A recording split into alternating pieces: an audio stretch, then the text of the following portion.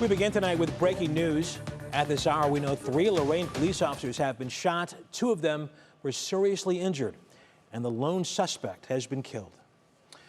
And we welcome you to the Wednesday edition of 3 News at 7. I'm Russ Mitchell. And I'm Betsy Kling, and we have team coverage for you tonight. Annabelle Childers will join us with the latest information coming from the Elyria Police Department heading up the investigation. Danielle Wiggins will tell us what we know about the suspect at this hour.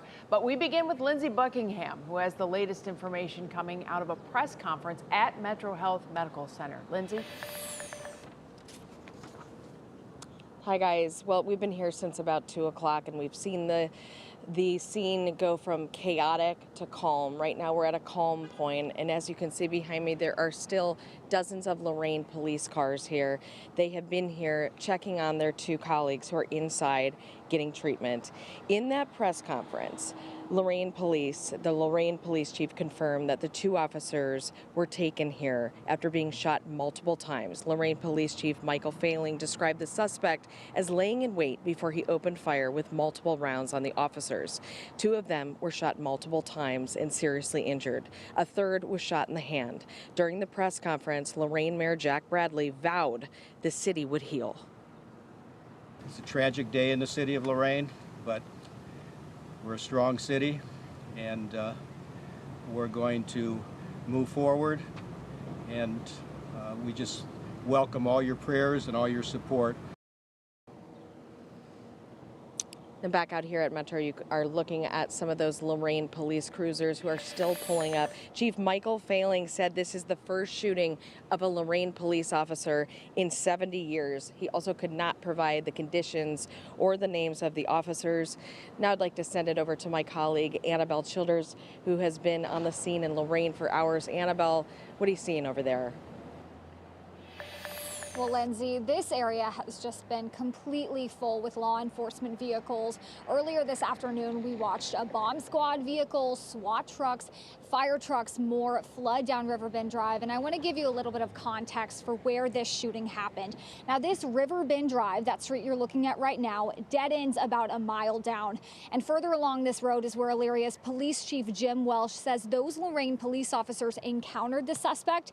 This is what he told us this afternoon about the shooting. To my understanding, there was one male who had a vehicle parked at the dead end behind me on Riverbend Drive. When the officers arrived, he opened fire with a high-powered rifle and shot at the officers. And again, those 3 Lorain officers were shot. The suspect was also fatally shot. We know Elyria police are running point on this investigation, but the chief also told us they're working with federal partners and Ohio BCI to get more details on how all of this unfolded. I'm going to toss it now to my colleague, Danielle Wiggins. Danielle, what can you tell us about the suspect? Well, Annabelle, what we are learning about the suspect is that he is a 28-year-old white man with a last known address in Lorain, Ohio. Now, that Elyria police chief says that they are pretty confident that they have the suspect's identity, but they are not releasing it right now. We do know that the suspect had an arsenal of weapons, and he unleashed multiple rounds on those 3 officers. Now, I did ask the Elyria police chief about the whereabouts of the suspect and his body, and he said that the suspect's body remains here at this dead end at Riverbend, as well as his vehicle. The Lorain County Coroner's Office is on scene as well, helping with this investigation. And we are told that right now they don't have a motive as to why this man just opened fire on these officers here.